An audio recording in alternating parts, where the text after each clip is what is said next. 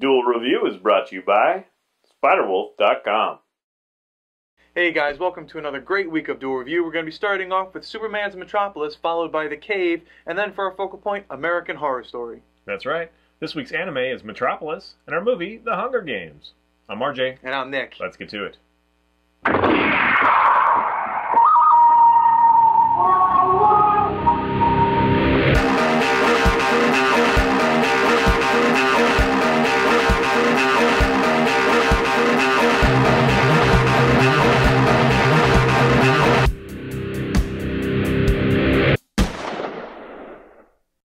Hey everybody, today is the 15th, it is a Monday, and we're talking about Superman's Metropolis. Right, and this is an Elseworld title in the DC universe based off of the Metropolis movie from 1927, I think. And basically, we're going to be taking a look at the three books because it comes in a trilogy. You're starting off with Superman's Metropolis, followed by Batman Nosferatu, and then Wonder Woman, the Blue Amazon, which all of three of these are based off of movies from the 1920s, German Expressionist films. And then the fourth one was slated to come out, but I guess they closed it up in number 3, and it never came out. And that one was the Green Light, which would have had a Green Lantern character, would have had a Flash, it would have had, you know, all these other things. But basically, we're going to be talking about the 3 that came out. So Superman's Metropolis is the story of, you know, they do a lot of those what-if stories with Superman, where what if his pod, his you know, the one carrying the baby him, crashed in different locations. Well, in this one is what if it crashed in the era of Fritz Lang's Metropolis from 1920s. So basically you have John Kent, who is like one of the 3 main people who built Metropolis. You have John Kent, Luthor, who's obviously Luthor, and then Paula von, what was her last name? Paula von Gunther or something. And those 3 created the world that they now live in. And this is after the time of Smoke and Soot, so there's like this whole kind of backstory, or, you know, it doesn't really go into the backstory, but it talks about how before Metropolis, before all this greatness, there was this really kind of dark area, dark ages in their history that they're just trying to build on top of. So much like if you've seen the old movie Metropolis, you have the laborers, the people who work down under, you know, who control the machines and work like 18-hour days, just, you know, making sure that things line up, doing very remedial tasks to keep the machines running so that the city itself can keep going. Meanwhile, you have an upper class of these kind of, I don't know, what would you call them? Highfalutin, spend all day in pleasure gardens. Yeah, yeah. So you know, the sons of these great people are running around with women and stuff, and one of the sons obviously is Clark Kent's son, and the dash son means that they're a child of importance, and it's spelled S-O-N. Yeah. So like Olsen's son is one, or Olson was one. Yeah. So Clark Kent is living this great life. You know, he doesn't know that he crashed there from a distant planet. He doesn't know that he's got these superpowers yet. He just knows that, you know, he's high class. He has a lot of authority. He's the owner of everything's son. He's just doing what he's bred to do. He's completely, right, you know, ignorant of all the slags below him and all the strife there. He's just completely isn't told, doesn't ask, just living his life of pleasure. Right. And he's very interested in this woman, Lana Lang, who's, I guess, I don't know what her role is, but I guess she's like a woman who sleeps with men, and that's her job, I guess. And I don't want to say prostitute because I don't know exactly how far that goes, but she's essentially... That's pleasure garden. Yeah, she just calls her. She's not really a huge part of it. No, no. But while he's up there with Lana, Lois comes barging in with a bunch of the kids from below where, you know, everyone kind of works, and says, these are our children too, these people need to stop this, and she's really trying to start a revolution. And so Clark is just enthralled in it, that he wants to learn more, and he, you know, goes down and he takes Olsen's place when Olsen gets fired and pushed down to the dregs of society. And so it's all about that and the revolution that's coming and all this stuff and how Superman kind of fits in. And then he learns that he is the Superboy, the Superman of this new world, and he has these powers and these abilities, but he's not Superman in the sense that, you know, only kryptonite can kill him, because he can be wounded. His skin may be denser, but, you know, he is still capable of being destroyed. So there's that. There's his father that he has to deal with. There's the bit about Luthor, I don't know why they dropped the H, but it's Luthor. So there's the bit about Luthor, and all that stuff. And then from the ending of that one, we move into Batman Nosferatu, and unfortunately, it has very little to do with the actual movie Nosferatu. It's mostly about the cabinet of Dr. Caligula or whatever it is. Caligari. So it's mostly about that, not Nosferatu, but Batman's character, Bruce Wayne's son, does become... I hate that son thing. Yeah. Henderson. Yeah. Little dash. Ugh. But he does become the character who looks like Nosferatu, Count Orlok, and so he's. It has nothing to do really with Nosferatu, though. That's. No. I wish they wouldn't have titled that. But anyway, keep going. But he does. But the interesting part about it is that there's like this underlife form, like hidden below the series is this soul of the city, who's more like a machine. It's like a soul machine or something. And that was kind of. I wish that they went into more of that, because that story is interesting. In which case, Batman's character, the Nosferatu, is like the champion of that voice, that soul, that underground thing, and he kind of leads the crazy people, the people who are insane, who live even further below ground. He's like their leader or something. I don't know how to say that. So anyways, there's that, and then we move from there to the Blue Angel, the Blue Amazon, who's based off of the movie's based off of the Blue Angel and the Dr. Mabuse the Gambler. And basically it's a story about a person going crazy, in which case you follow Steve Trevor's son, I think he's his son, yeah, Steve Trevor's son, as he falls in love with the Blue Amazon, this Diana, the Wonder Woman, and he wants to know more. And I like that story a little bit more than I like Nosferatu, because I like the idea that, she was being controlled by Dr. Psycho, and, there's, although they didn't touch upon it, I wish they touched upon it beforehand, this kind of heaven, this floating city that Paula von Gruber or Grunther had created when she split off from the original three. There was, again, there was Paula, there was Luther, and then there was John Clark. And so the three of them were going to build this great city, but she found out Luther was evil, and she split ways with them, and went to go build the heaven, is what they call it, with genetically engineered animal men, Cheetah being one of them, who was the main antagonist in that series. So yeah, that was a lot of fun as well, plus the throwbacks to these old movies. It's just, I don't know, it was fun. What did you think? I freaking hated them. Maybe you can tell by my silence that I really didn't care for them. I do appreciate the original movies, and there are parts that I like about each comic, except for the one you like the most, Superman's Metropolis. I don't like that one at all. Especially because it doesn't even, it's the one that's closest to the movie that has, in the title, Metropolis. It's very close to that, but they remove some of the importance of the female character from Metropolis to put it on to Superman to make him more super. And some of the things he does is not, it's kind of disjointed. And then the movie is all about kind of this so easy to brainwash the masses, and, it would fit in with commentary against Nazism and all that stuff. And that, by and large, removes that, because it's all Luther. Luther did the brainwashing. So, yeah, his father was a good man, but he got brainwashed. Rather than he was a totally horrible person that, it's like, what's that one sentence that he says? Like, all these people that built this, beautiful city, where did they be? Where do they deserve to be? And he's like, in the depths, kind of thing. And that's like, boom.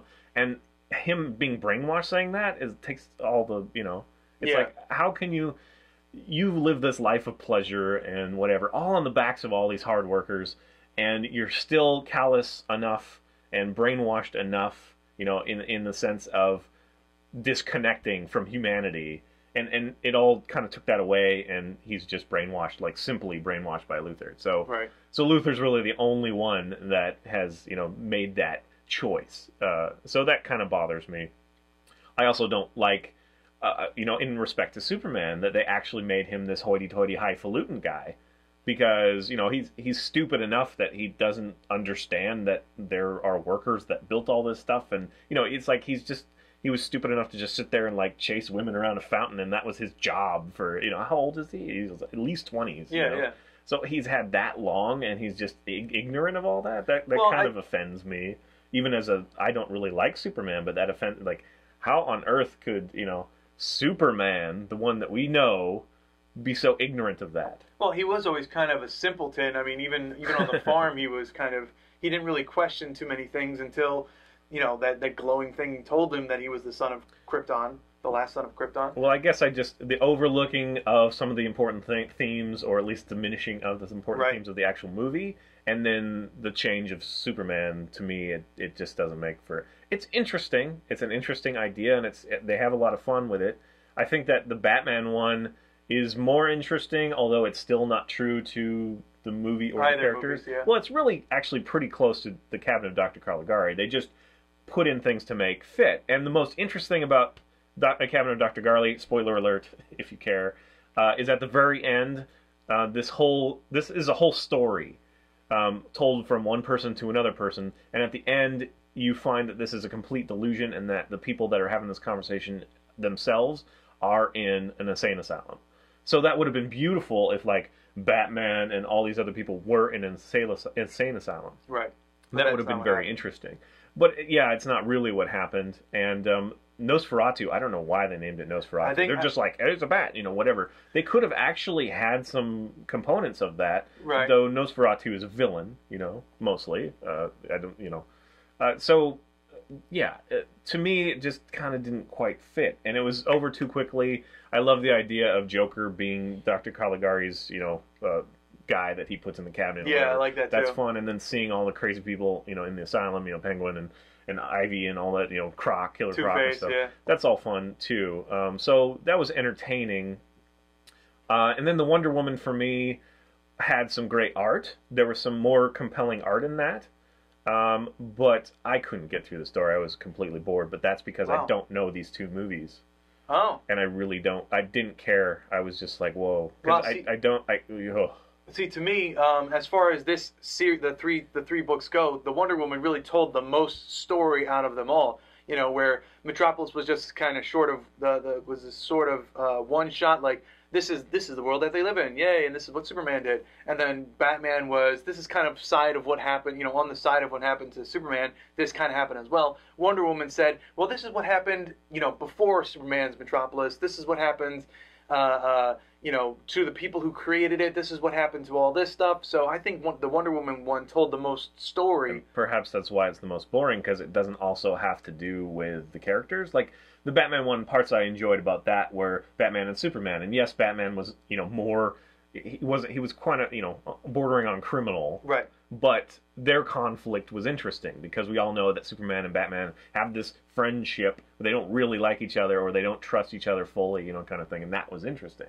And then the Wonder Woman one just blah, blah, blah, blah, blah. Just kept going and going. But there were some interesting images in there. Yeah, no, I think that the Wonder Woman one was in my opinion, the better of the three. Wow. Although I liked the first one. I liked Superman Metropolis. And to me, the second one, Batman Nosferatu, is the least, my least favorite of the three. Yeah, I suppose that you were, assuming that I might like this, because I like, old films, and I appreciate, kind of, the more ambiguous side of things sometimes. But to me, it wasn't this and it wasn't that. It wasn't good enough to be a tribute to the movie, in my view. Metropolis came close, but it robbed it of a few key points there that I talked about. And then it wasn't close enough to the actual DC characters. Plus, I don't really care about the actual DC characters that much. I mean, I like Batman, but Wonder Woman is boring to me, and Superman is... Well, that's another thing. This universe's Batman is, outside of being dark and gloomy, he's nothing like the regular. Yeah, not really. Batman. But there's no time to really develop that. I'm not defending that. I don't really like any of them, but I think that the Batman-Superman conflict was the most interesting thing to me. Yeah. And Superman, he kept referring to himself as, well, I am the Superman. It's just like, dude, it's like he grew up highfalutin and blah, blah, and then he, identified with the workers, and now he's highfalutin again. Yeah, so well, it's but this time, even though he's highfalutin, he's still, trying to help things. You see him among the people as he, lifts something or something, doing stuff. I think that's mostly in the third book. Now, I rewatched, Metropolis, the original film. Right. And I actually watched part of the 80s version as well, remastered with 80s music. I didn't know that there was an 80s version. Yeah, it's kind of funny. Huh. Yeah, I mean, it's dated, of course, but when you think about, it coming out first thing and what he was trying to say, right. And it's all amazing, and the themes are just kind of messed with too much, in my view. And Cabinet of Dr. Caligari, I think that that one is the least robbed and the most well represented, even though it's called Nosferatu for some reason. But that movie's also very interesting, but I'm not sure they translated the impressionistic, you know, kind of. I mean, it was all about the sets and stuff as well. Right. They're all just crazy sets. In the movies, yeah. And then the other two movies, I didn't know. I haven't watched them. As far as the difference between visuals in the film and visuals in the comic Let's book. talk about the art. Yeah, I think the comic book art itself is I don't know how to explain it, but it's got a communist vibe. Right. You know what I mean? Yeah. Like communist art. Right, but So it is impressionist. Yeah. Yeah, so I think that the art does do well in today's society, but it's not like we can have those set pieces that they had, you know, back then. Like I remember, you know, jagged things and giant machines and you know, paper trees and stuff. Really well, crazy. Well, I appreciate the art. I do too. And like I say, the Wonder Woman one had some frames that were really well done that I would actually want to have around, maybe. The rest of them were just muddy enough and had kind of that fell thing for me, where it just didn't really. You weren't always sure what character you were looking at the first second you looked at it. You had to kind of look and like find something, you know, like, oh, the hair, okay, that's that thing, you know, that's the color or whatever. So it is a fun experiment. If you're looking for something very interesting, I would say that you should check it out, or at least, you know, read one and see if you like them. But as far as like have to have, or I think a lot of people are not going to like this. And even the ones like me who see beyond, you know, to the early films might not like them. Huh. So it's just one of those things. I guess we're just, you know, disagreeing. Yeah, see, mostly. that's interesting to me because I actually really did dig these. I would rather go watch the actual old films than this, because I feel like this is kind of they mess with it just too much. It's like not enough in some respects and too much in other respects. Right. Well, we are in most of them. You're melding three things. You're melding two movies and one comic book franchise into one thing. That's Wonder Woman, maybe, because I haven't watched the movies. And Nosferatu was not. Right. Yeah. Okay. That's true. That's true. So, yeah. So mostly it's melding two things, but yeah, Wonder Woman definitely melded the three. But again, if you're looking for something really weird and interesting and a tribute to a previous film, you may want to check this out. You want to run by it because you might really enjoy it. I can see people really enjoying it. I liked it well enough where I would recommend it. I would say yes, please go watch it. So I mean, I would say it's going to bore the hell out of you unless you like those old films, and then it might offend you. I think the story's there. I think it works. Okay. Well, that's fair enough. And I also like Superman's outfit. I want to see Injustice is coming out tomorrow. I'm kind of hoping that I don't know how, but they would throw in like Superman's Metropolis skin for Superman, because I just dig that, you know, that kind of flight suit cutout thing with the buttons and then the giant S kind of all contorted like. I dig that. Yeah, I like it better than his traditional suit. I still don't like it. Right. Okay. All right, guys. Well, that is it. Thanks for watching. Please subscribe to our YouTube channel and follow our great playlists. Game Lab's been a lot of fun. Yes, it has. And please leave comments. We love comments. And you can help support us by buying our wares at spiderwolf.com. That's right. T-shirts, a card game, art print, short stories, and more. See you later.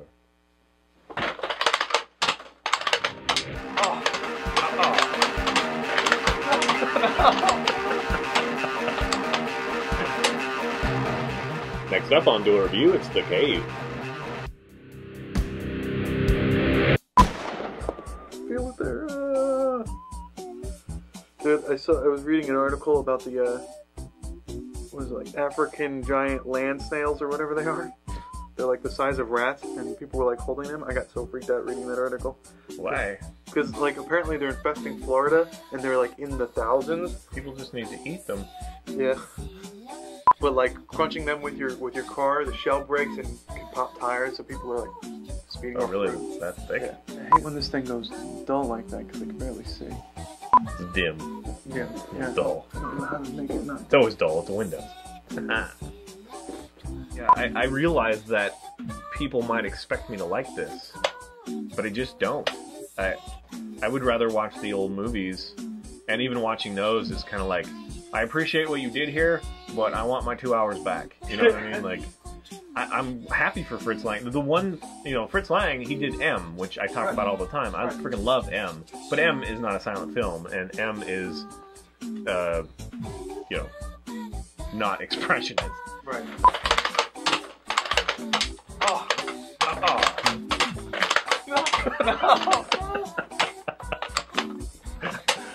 We were like both like cool and like, oh, if I just focus, and then we were like, ah! Yeah, yeah.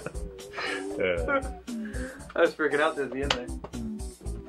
No. So I wasn't too much of an asshole, was I? No. No, but again, I am very surprised you did not care for the book. Yeah, I did not. But like I say, I did kind of like the Nosferatu Batman versus Superman part. I found it kind of playful and fun, but I kept thinking, this is a betrayal for Nick, because it makes Batman, like, willing to kill. Right. So I figured that he was like, red flag, but me, that's interesting. Like, I appreciate that.